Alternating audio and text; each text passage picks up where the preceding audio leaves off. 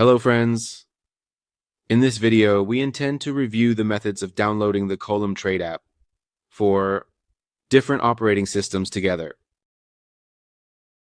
On the Olymp Trade website, you click on Download App.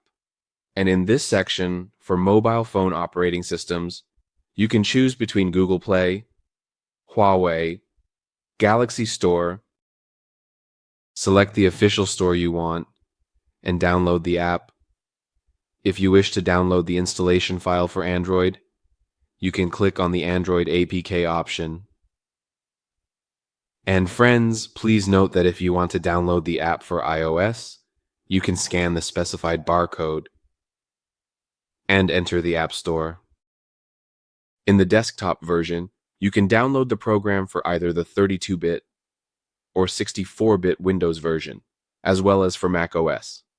If you wish to run this program as a web-based application, you can click on the Web App option and run the Olymp Trade program as a web-based application.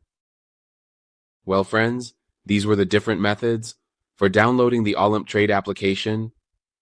Until the next video, stay successful and profitable.